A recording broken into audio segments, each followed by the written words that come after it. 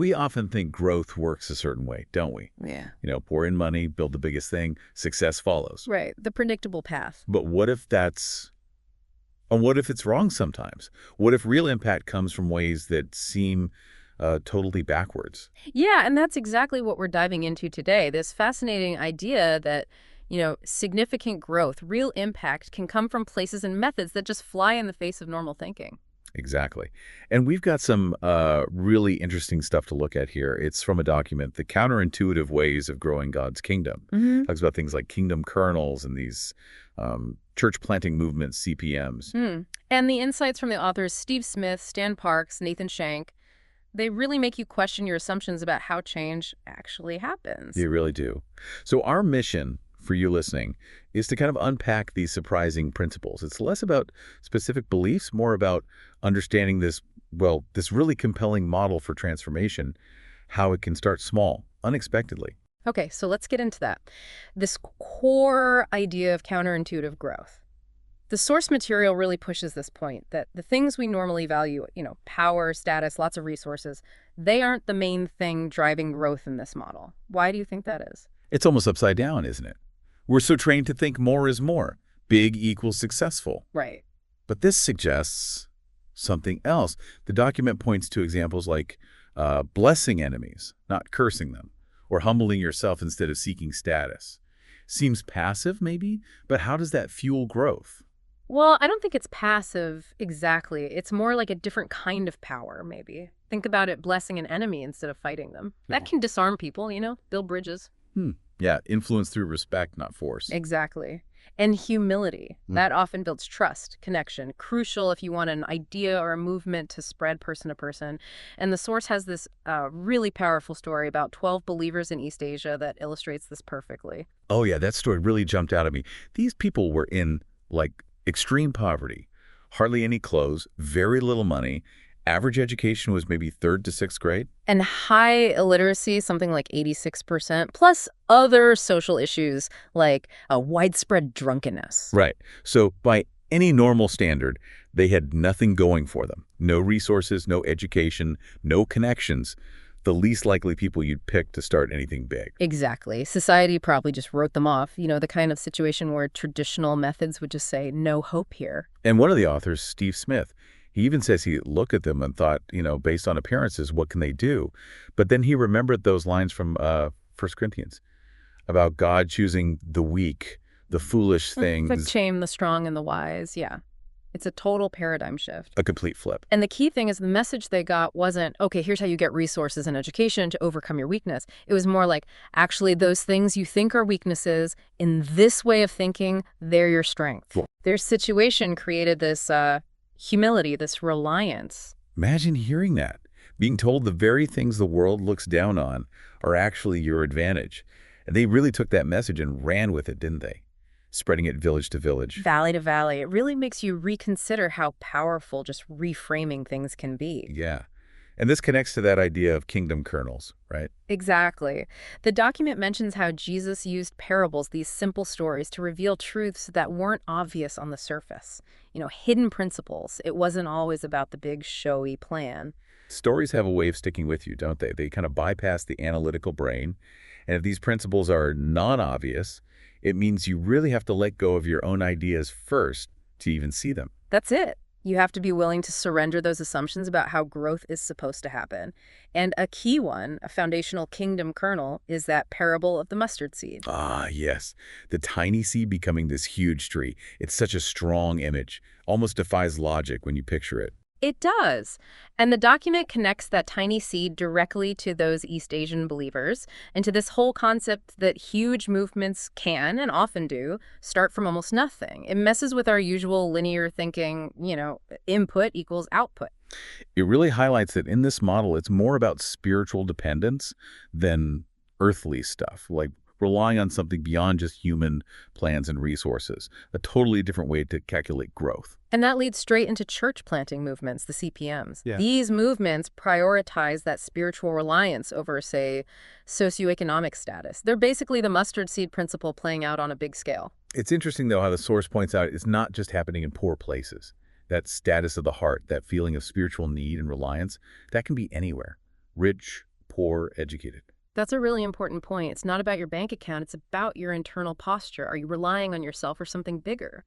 The core idea seems to be taking people who feel that spiritual bankruptcy, who rely on God, and empowering them to spread change. It's bottom up. Yeah, not top down. And the speed of growth in these CPMs is often described as, well, kind of shocking. Yeah. Especially compared to how we usually see church growth, which often involves huge amounts of planning and money and staff. Why do you think this more organic way can explode so quickly? Well, it probably taps into something deeply personal, right? Intrinsic motivation, a shared mission. When people feel it's theirs to share and they're told, go, do it now, it creates this ripple effect, a momentum.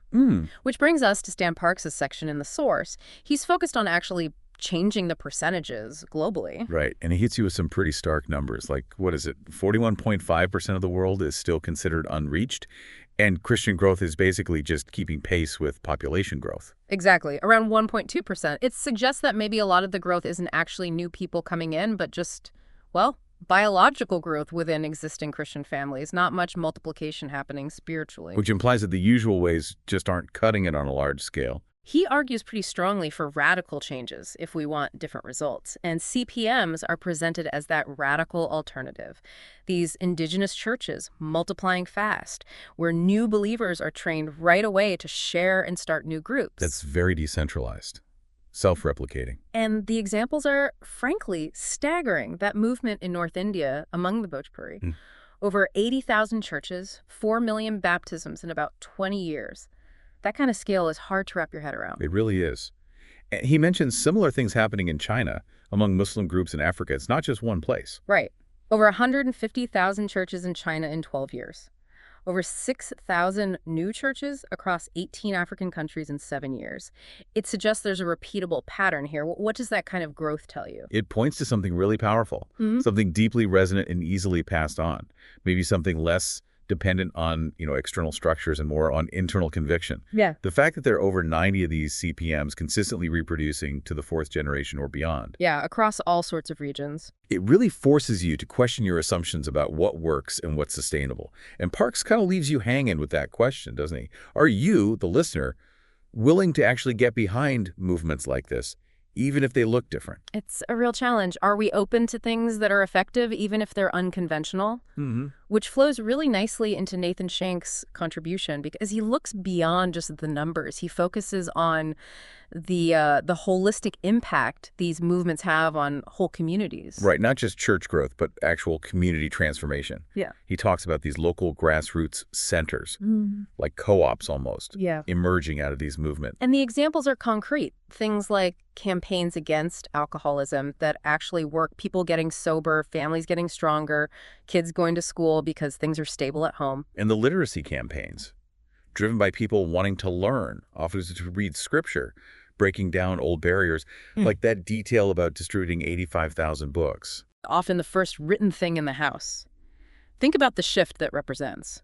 It's not just reading, it's challenging fatalism, especially in places with systems like caste. It's unlocking potential. Absolutely. And then there's the local support systems they build, taking care of widows, orphans, the oppressed, funded by themselves locally. That estimated $18,000 a month across 1,800 groups back in 2010. That's significant community care, self-generated. And they're tackling the really tough stuff, too. Mobilizing volunteers against sex trafficking, domestic violence, even rescuing infant girls who might have been abandoned. Yeah, and engaging directly with things like the sex industry, motivated by their beliefs, prayer meetings in red light districts. It shows a deep, comprehensive commitment. It really does. It's about changing lives from the inside out, and then that impacting the whole community fabric. He also touches on citizenship, how basic biblical teachings about submitting to authority, valuing productive lives, actually led to people turning away from crime smugglers, prostitutes, even murderers.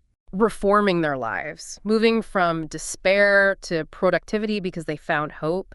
And Shank ties this all back to these localized community co-ops inspired by their faith. It's that counterintuitive order again, isn't it? Individual transformation first, then community transformation follows. Not the other way around, which is how we often try to do it. Right. So, wrapping up this deep dive, the big takeaway feels like, well, growth, real transformation, often happens in these really unexpected ways. Yeah, it starts small. It works on principles that seem backwards to us, and it relies on a different kind of power, conviction, community, reliance on something beyond just us. Not just resources and status. Which leads to that final thought for you listening, that mustard seed idea. Mm. Are there people or maybe small initiatives in your world that you kind of dismiss as insignificant? But maybe, just maybe, they hold that seed of potential, especially if they're driven by real conviction, real purpose, not just the usual metrics of power or influence. It's a good question. And it makes you wonder how these principles might apply way beyond just the context we talked about today, in your own field, your own life.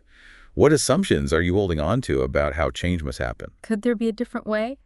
An unexpected way? Something to chew on. It's clear these dynamics of growth are fascinating and often surprising. And definitely something we'll keep exploring in future deep dives.